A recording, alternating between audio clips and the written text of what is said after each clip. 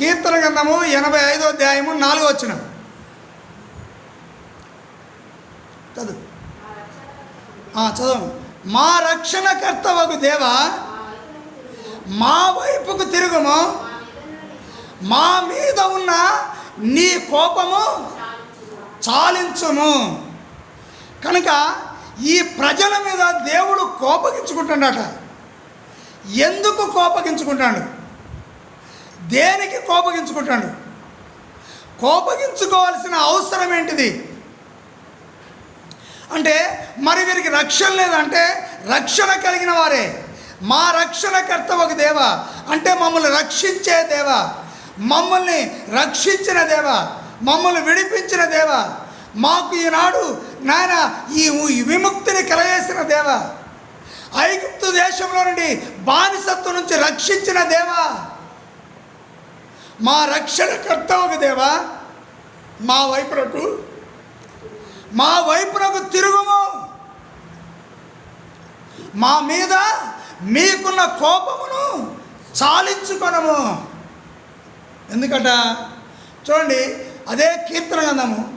ఎందుకు కోపము చాలించుకోమని భక్తుడు ప్రార్థన చేస్తాడు? కీర్తన గ్రంథము 95వ అధ్యాయము 10వ వచనం చూడండి. 95:10.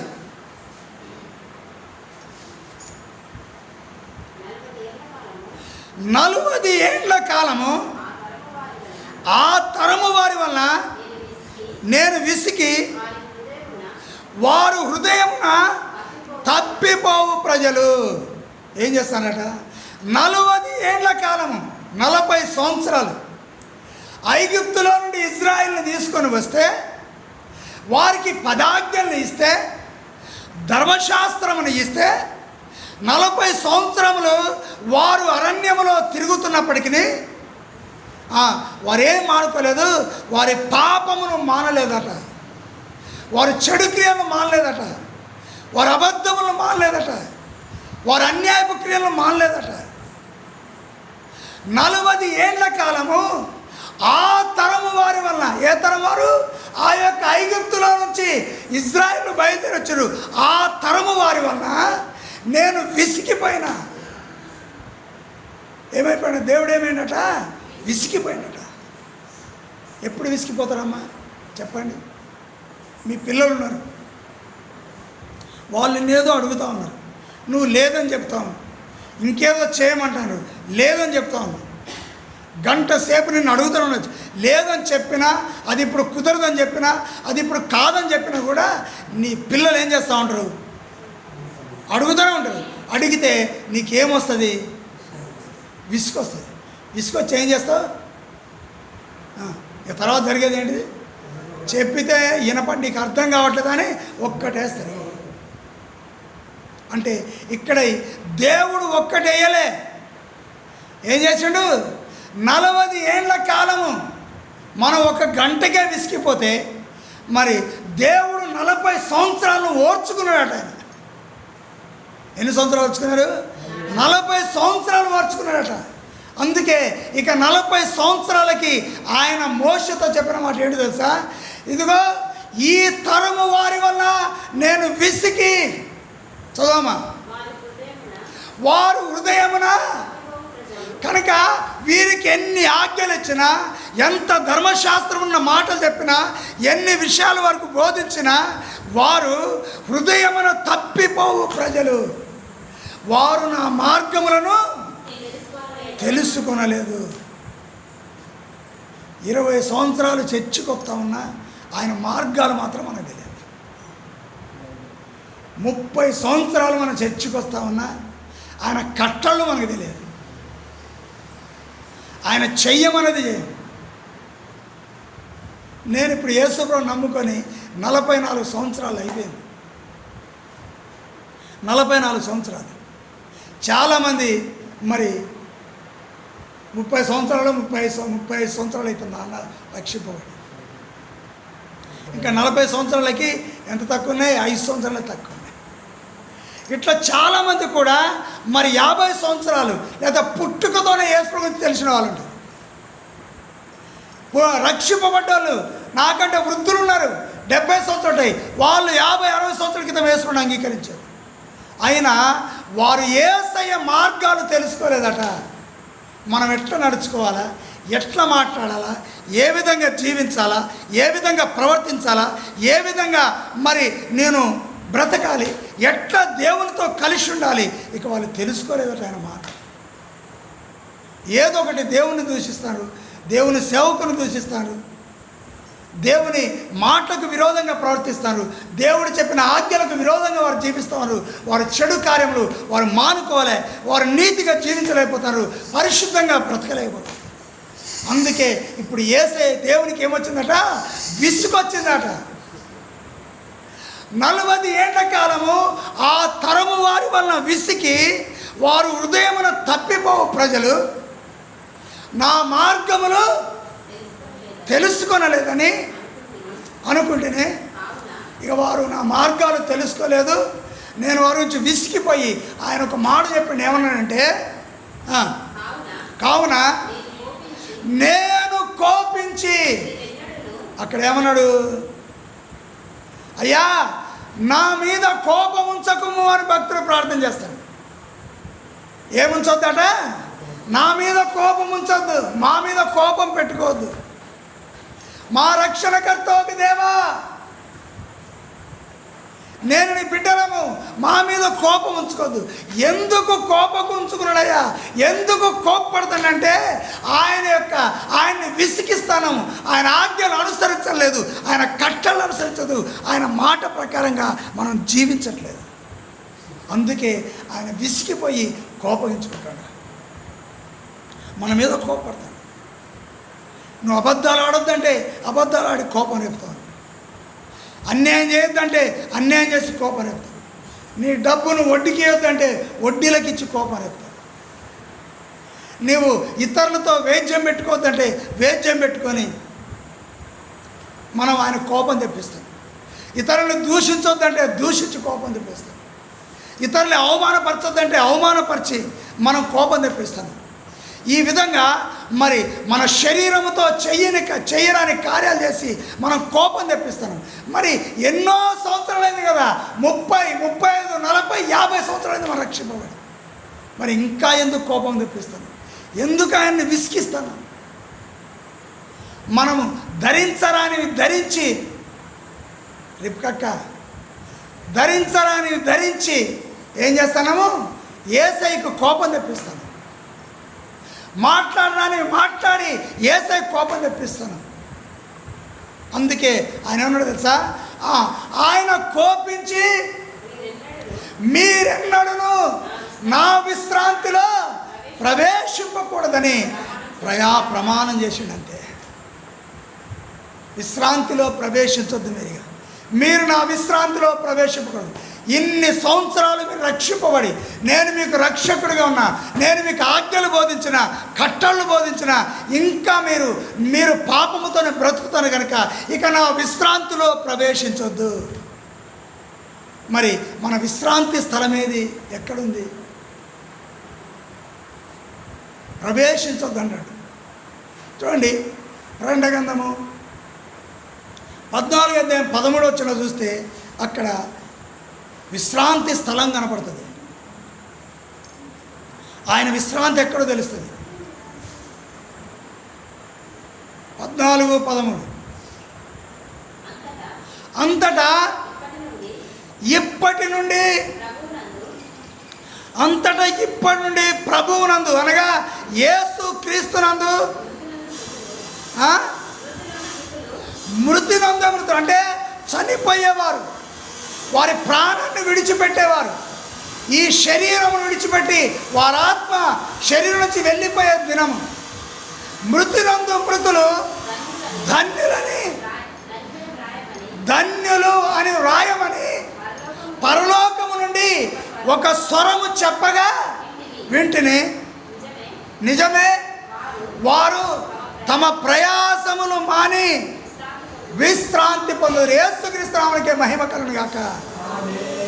విశ్రాంతి పొందుదురు. ఏం పొందుతారంట వీళ్ళు? క్రీస్తు ప్రభువునందు మృతులు ధన్యులు అని వ్రాయని పరలోకం నుంచి ఒక స్వరం వినపడుతుంది. ఎందుకయ్యా అంటే వారు తమ ప్రయాసములు మాని విశ్రాంతి పొందుదురు. విశ్రాంతి పొందుదురు. కనుక మన విశ్రాంతి పొందడానికే ఈ లోకాన్ని విడిచిపెడతాను.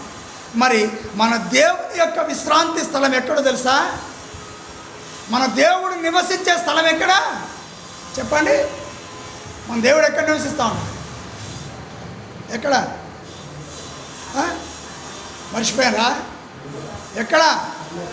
మన దేవుడు నివసించేది ఎక్కడ? పరలోకములో.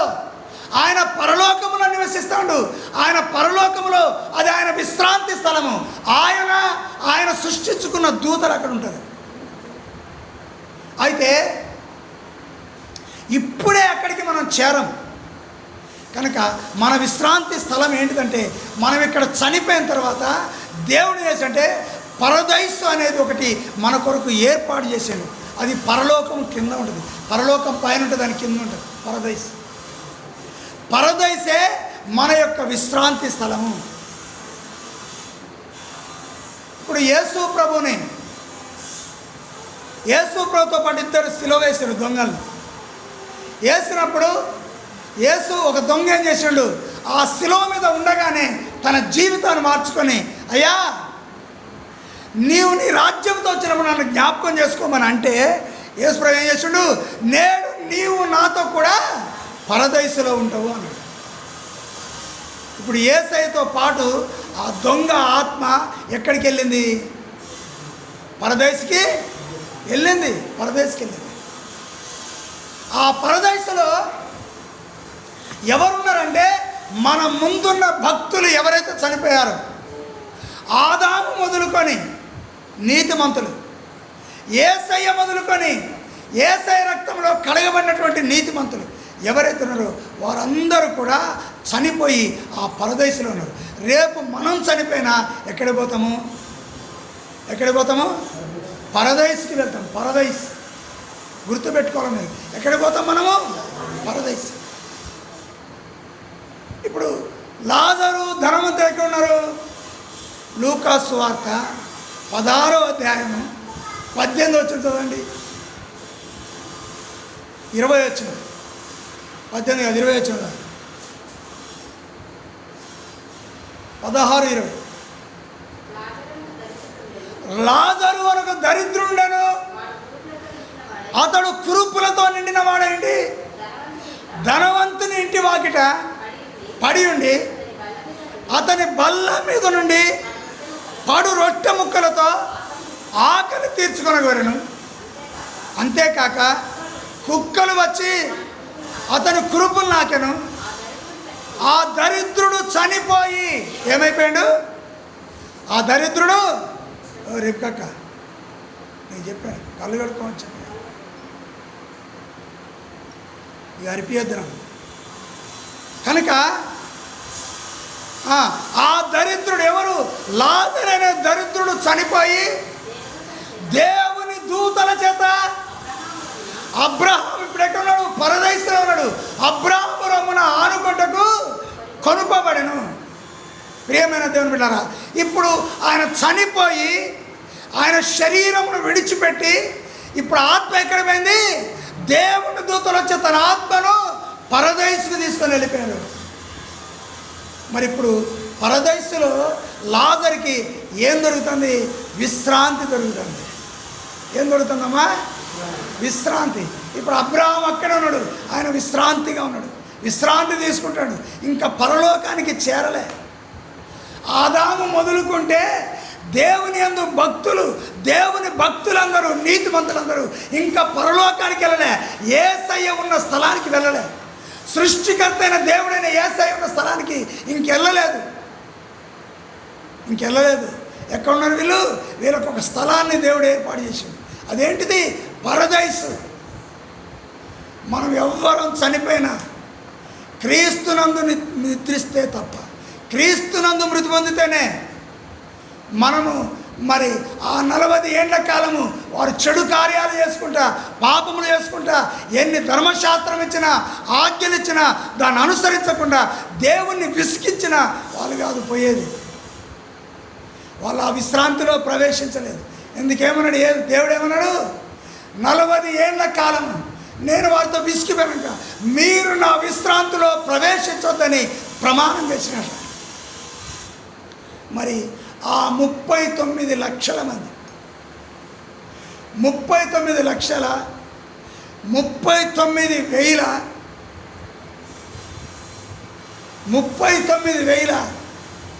మరి ఆ యొక్క 6 లక్షల్లో ఇద్దరే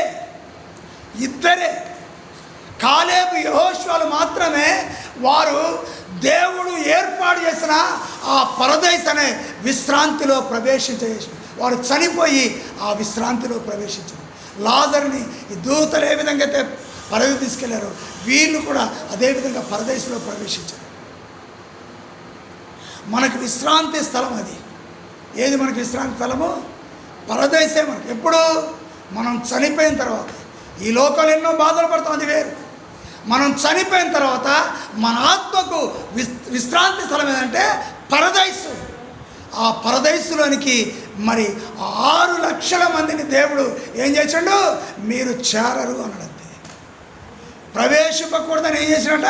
ఆయన ప్రమాణం చేసినట్ట. ఇంకా ప్రమాణం చేస్తే ఏమైనట్టు? చేరతారా? ప్రమాణం చేస్తే ప్రవేశింపకూడదని ప్రమాణం చేశాడు. అంటే వారు చనిపోయి పాతాళానికి వెళ్ళిపోయారు. అందుకే చూడండి, ఆ కింద చదవమా, దేవదూతల చేత అబ్రాహాము కాటుకొని పోయాను. ధనవంతుడు కూడా చనిపోయి పాతి పెట్టబడి అప్పుడు అతడు పాతాళములో బాధపడచ్చు. అంటే ఇప్పుడు దేవుని యందు విశ్వాసము కలిగి ఉన్నను, జీవితంలో ప్రవర్తనలో మార్పు లేకపోతే, నోటి ద్వారా మార్పు లేకపోతే, మన క్రియల్లో మార్పు లేకపోతే, మనము నీతిమంతులుగా జీవించకపోతే, ఇదిగో ఈ ధనవంతుడు చనిపోయి ఎట్లయితే పాతాళానికి పోయి అక్కడ కేకలేస్తూ ఉన్నాడు. పాతాళంలో కేకలు వేస్తూ అబ్రహామును లాజరును చూచి, తండ్రివైన అబ్రహామా, నా యందు కనికరపడి తన వేణుకలను నీళ్ళలో ముంచి నా నాలుకను చల్లార్చుటకు లాజరును పంపు, నేను అగ్ని జ్వాలల్లో వేతన పడుతున్నానని కేకలు వేసి చెప్తారు. కేకలు. ఒకవేళ మనం చనిపోయిన తర్వాత మన ఆత్మ యేసయ్య సిద్ధపరిచిన ఆ పరదేశన విశ్రాంతిలో ప్రవేశించకపోతే మన ఆత్మ ఈ ధనవంతుడు కాలుతున్న అగ్నిగుండంలో కాలుకుంటూ కేకలేయాల్సి వస్తుంది. అందుకే మీ మనస్సు మార్చుకోండి అని దేవుడు చెప్పాడు. మీ జీవితాలు మార్చుకోండి అని దేవుడు చెప్పాడు. మీ ప్రవర్తనని మార్చుకోండి అని దేవుడు చెప్పాడు. మీరు పరిశుద్ధులుగా ఉండండి. తెల్లని పేపర్ వలె ఉండండి. తెల్లని వస్త్రము వలె మీ మనస్సు, మీ హృదయమును మీరు పవిత్రపరచుకోండి అని యేసయ్య చెప్పిండు. అది మనం వినాలి. ఆ ధనవంతుడు అగ్ని జ్వాలల్లో కాలుతూ మరి వేదన పడుతున్నాడు, కేకలే సరుస్తూ ఉన్నాడు. మనము కూడా ఆ అగ్ని జ్వాలలో కాలుతూ కేకలేయాల్సి వస్తుంది. ఎప్పుడు మనము మన జీవితాన్ని మార్చుకోకపోతే. ఆ యొక్క ఐగుప్తుల నుంచి బయలుదేరిన 6 లక్షల మందిలో ఇద్దరే ఆ యొక్క విశ్రాంతి స్థలానికి వెళ్ళారు, పరదేశ్కి. కానీ మిగతా వాళ్ళు పరదేశ్కి వెళ్ళలేదు. వారి ఆత్మ పాతాళానికి వెళ్ళిపోయింది. దేవుడేక మీరు నా విశ్రాంతిలో ప్రవేశించొద్దని ప్రమాణం చేసింది. ప్రియమైన దేవుని బిడ్డలారా, మరి దేవుడు నివసించే విశ్రాంతి స్థలం ఉంది. అప్పుడు ఒకరోజు అక్కడికి తీసుకెళ్తాను దేవుడు చెప్పాడు. చూడండి, యోహాను సువార్త 14వ అధ్యాయము 1వ వచనం చూస్తే ఒక మాట ఉంటుంది. యోహాను సువార్త 14వ అధ్యాయము 1వ వచనం, మీ హృదయములను. ఈ లోకంలో ఎన్నో మాటలు మీకు వినపడవచ్చు. ఈ లోకంలో ఎన్నో పరిస్థితులు మీకు వినపడవచ్చు. ఈ లోకంలో ఎన్నో ఉపద్రవాలు వినపడవచ్చు. ఈ లోకంలో మరి పలు విధములైన బోధన మీకు తీసుకొని రావచ్చు. అన్యజనులు ఏదో చెప్పచ్చు, క్రైస్తవ సేవకులు ఏదో చెప్పచ్చు, విశ్వాసులు ఏదో చెప్పచ్చు.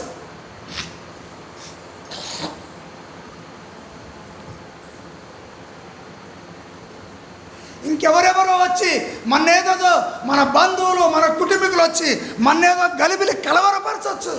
ఎందుకయ్యా యేసు ప్రభు నమ్మారు, మన దేవతలు లేరా, మన దేవుళ్ళు లేరా, మీరెందుకు యేసు ప్రభు దగ్గర పోయారు అని చాలామంది మిమ్మల్ని కలవరబెట్టే వాళ్ళు వస్తారు. అంతేకాదు ఇక్కడ యేసు ప్రభు ఎవరితో చెప్తాను చెప్పా, యూదులతో చెప్తున్నాడు. యూదులు దేవుణ్ణి ఎరిగిన వారు, దేవుణ్ణి ఎరిగిన, దేవుని ధర్మశాస్త్రం ఎరిగిన వాళ్ళు యూదులు. వాళ్ళ తండ్రులు ఇదిగో నా యందు చదవండి, దేవుని యందు మీ హృదయములు కలవరపడేకుడి అనగా యూదులు దేవుని నమ్ముతాను కానీ యేసయ్యను నమ్మట్లేదు.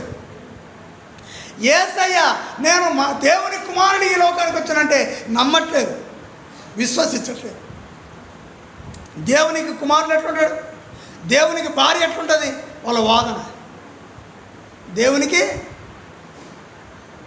దేవునికి భార్య ఉంటే కుమారుడు కలుగుతాడు, దేవునికి భార్య లేదు కాబట్టి మరి కుమారుడు ఎట్లయితాడు?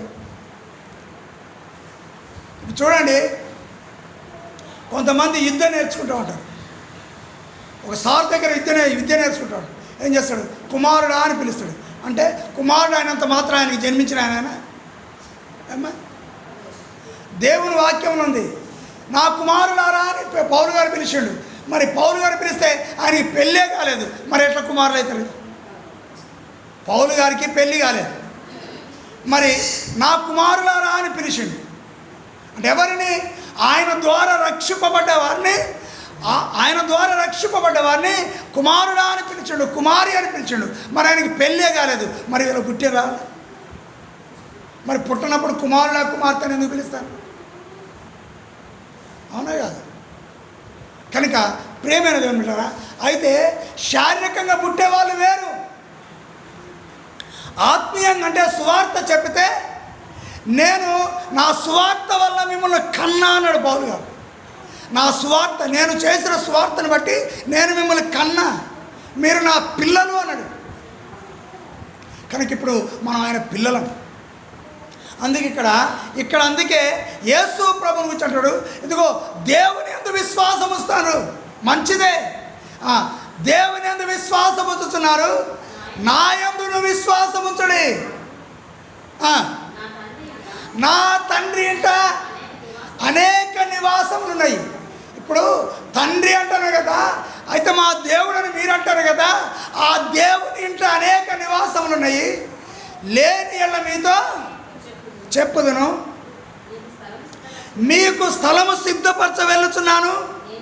నేను వెళ్ళి మీకు స్థలము సిద్ధపరచినలా నేనుండు స్థలంలో మీరును ఉండులాగిన మరలా వచ్చి నా యొద్ద ఉండటానికి నేను మిమ్మల్ని తీసుకొని పోతా. ఆమె యేసుక్రీస్తుకే మహిమ కలుగును గాక. ఇప్పుడు మనం చనిపోతే మన ఆత్మ ఎక్కడికి పోతుంది? పరదేశికి వెళ్తుంది. అది మొదటి స్థలం, విశ్రాంతి స్థలం, విశ్రాంతిలో ప్రవేశిస్తాను. అందుకే అక్కడ ప్రణగంధంలో విన్నాం కదా, ఇదిగో వారు తమ ప్రయాసములు మాని, వారి కష్టాలు మాని, వారి బాధలు మాని వారు విశ్రాంతిలో ప్రవేశిస్తారు చనిపోయిన తర్వాత. ఇక లాజరు చనిపోయి దేవదూతల చేత ఇదిగో పరదేశమైన విశ్రాంతి స్థలానికి వెళ్ళారు. అయితే ఇక్కడ యేసు ప్రభు చెప్పేది, ఇదిగో నేను పరలోకంలో నివసిస్తాను, నేను వచ్చి మరలా వచ్చి నా యొద్ద ఉంటందుకు మిమ్మల్ని నేను నా పరలోకాన్ని తీసుకొని పోతాను. యేసయ్య పరలోకానికి తీసుకుపోయే దినం ఒకటి ఉన్నది. ఆయన అప్పుడు నరుడిగా రాడు, మనిషిగా రాడు, సిలువ వేయబట్టడానికి రాడు, మనుషుల చేత బాధపట్టడానికి రాడు, కొట్టబట్టడానికి రాదు, లేకపోతే హింసింపబట్టడానికి రాడు. ఆయన దేవుడిగా ఈ లోకానికి దిగొస్తాడు అంతే. అందుకే చూడండి, అపోస్తల కార్యము మొదటి అధ్యాయము 12 వచ్చింది చదవమ్మా. అపోస్తల కార్యము మొదటి అధ్యాయం 12 వచ్చింది.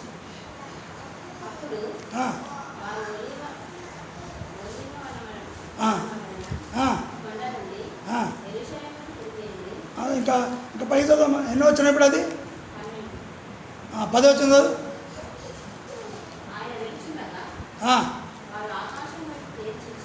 ఇంకొద్ది 9 వచ్చింది చదువు. ఈ మాటలు చెప్పి వారు ఎవరు? అక్కడ 500 మంది కంటే ఎక్కువ ప్రజలు ఉన్నారు, శిష్యులు ఉన్నారు, ఆయన ఎందుకు విశ్వాసం ఉంచిన వారు ఉన్నారు, వారందరూ కూడా ఉన్నారు. వారు చూస్తుండగా యేసయ్య ఆరోహణం అంటే పరలోకానికి ఆరోహణమైతే ఉన్నాడు.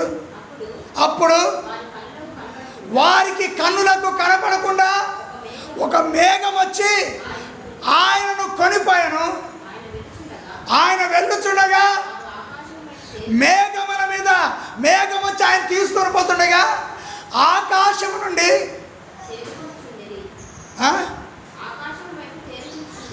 ఆకాశం వైపు మీరందరూ అయ్యో యేసు ప్రభు కనబట్టలేదు, ఒక మేఘం వచ్చి తీసుకొని పోతుందని అట్టే చూస్తున్న, పైకెత్తి చూస్తాయి, కళ్ళెత్తి చూస్తుండగా ఇదిగో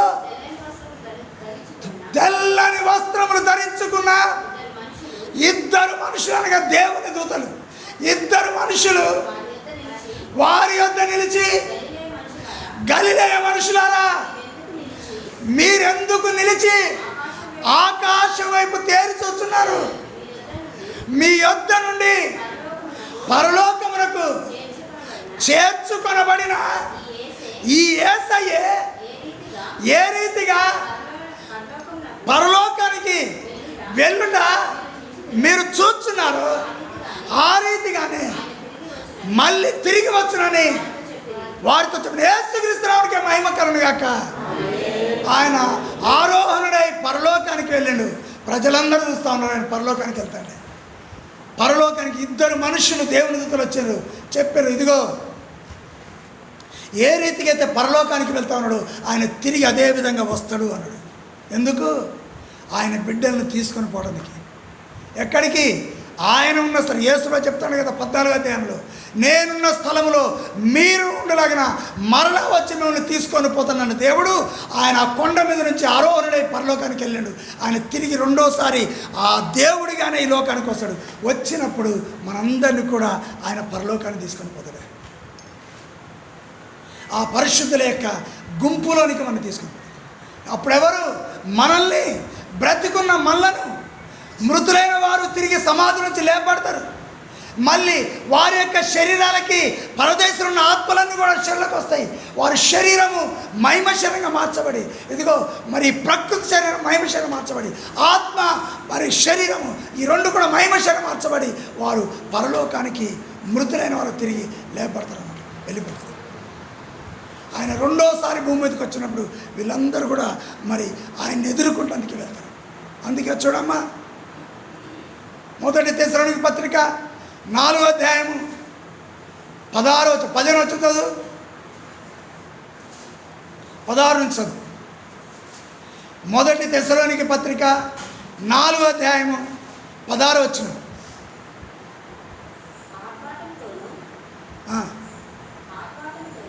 ఆర్భాటముతోను ప్రధాన దూత శబ్దంతోను దేవుని దుబ్బూరతోను పరలోకము నుండి ప్రభు దిగి వచ్చును. క్రీస్తునందుండి మృతులైన వారు, అనగా ఎవరైతే యేసు క్రీస్తును నమ్ముకొని చనిపోయారో వారిలోనికి ఆ పరదేశంలో ఉన్న ఆత్మలు మళ్ళీ మరి భూమి మీదకి వచ్చి ఆ యొక్క శరీరంలోనికి ప్రవేశిస్తాయి. సమాధులు తెరవబడతాయి. ఆ సమాధులు తెరవబడి ఇదిగో వారి ఆత్మలు ఆ యొక్క మనుషులకి, ఆ శరీరాలకి వెళ్తాయి. వెళ్ళిన తర్వాత ఆ మృతులైన వారు మళ్ళీ తిరిగి లేస్తారు.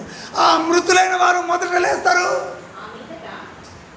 ఆ మీదట ఎవరైతే ఇంకా చనిపోకుండా క్రీస్తు కోసము జీవిస్తూ బ్రతుకున్నారో సజీవులై నిలిచిండు మనము వారితో కూడా ఏకముగా ప్రభువుని ఎదుర్కొంటకు ఆకాశ మండలమునకు. ఎక్కడ? ఏ మండలం అట? ఏ మండలము? ఓ తల్లులు, ఏ మండలం? ఆకాశ మండలమునకు మేఘముల మీద కొనిపోబడదము. కాగా సదాకాలము యేసయ్యతో కూడా ఉందుము. ఎవరితో ఉంటాం మనం? పోయి ఎవరితో ఉంటాం? యేసయ్యతో ఉంటాం. ఇదేమో పరదేశు మొదటి విశ్రాంతి స్థలం. ఇప్పుడు చనిపోతే అక్కడికి వెళ్తాము. కానీ యేసయ్య రెండోసారి భూమి మీదకి వచ్చినప్పుడు ఎవరైతే మృతులైనారో ఆ పరదేశంలో ఉన్న ఆత్మలన్నీ వచ్చి ఆ యొక్క సమాధుల్లో ఉన్న సమాధులు తెరవబడతాయి. అప్పుడు వారిలోనికి వెళ్ళి వారు తిరిగి లేపబడతారు. లేపడిన తర్వాత మహిమశరీరంగా మార్చబడతారు. అప్పుడు యేసయ్యను ఎదుర్కొంటందుకు ఆ దూత శబ్దం వినపడినప్పుడు మరి మృతులు అక్షయులుగా లేపడతారు. అంతే. మరి బ్రతికున్న వారు కూడా మహిమశరీరంగా మార్చబడి ఆయన ఎదుర్కొంటందుకు ఆకాశమండలానికి వెళ్తారు. అక్కడ సదాకాలము యేసయ్యతోనే ఉంటాం. ఇక ఇది కావాలా వద్దా మనకి?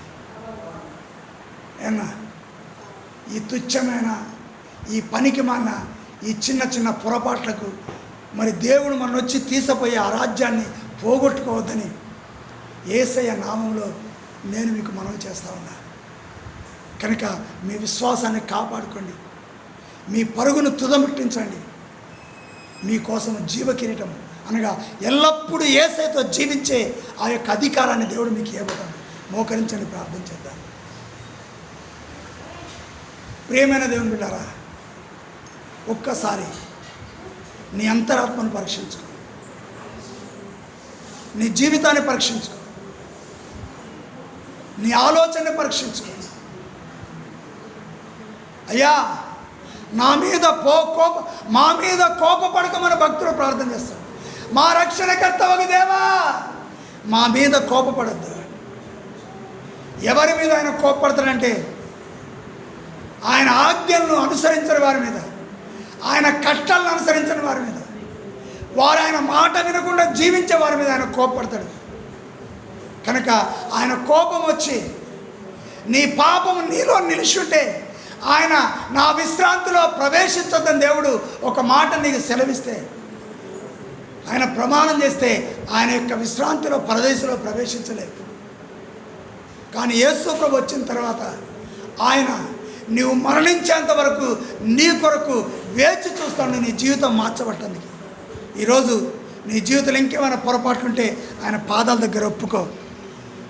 ఆయన నిన్ను విడిపిస్తాడు, రక్షిస్తాడు, ఆయన విశ్రాంతిలో చేరే యోగ్యతను కలిగిస్తాడు. ఆయనతో కలిసి ఆయన రాజ్యంలో విశ్రాంతి తీసుకునే గొప్ప కృపను దేవుడు మనకు దయచేస్తాడు. ప్రార్థన చేద్దాం. పరిశుద్ధుడైన మా పరలోకపు తండ్రి యేసుక్రీస్తు ప్రభు, నీ పవిత్ర పాదాలకు వందనం. నీ పరిశుద్ధమైన మాట చేత ప్రతి వారు నాతో విని ఉన్నారు కదా, వారి హృదయములు తెరవబడి నిన్ను అంగీకరించండి, గొప్ప భాగ్యం తెచ్చండి. అయ్యా మా మీద మీకు కోపం రాకుండా మమ్మల్ని మేము నీకు నమ్మకస్తులుగా కొనసాగించుకునే భాగ్యం మాకు అనుగ్రహించండి.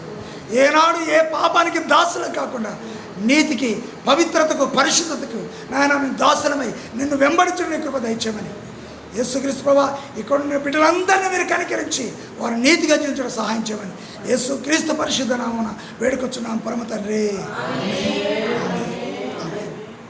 పరలోకమందున్న మా తండ్రి,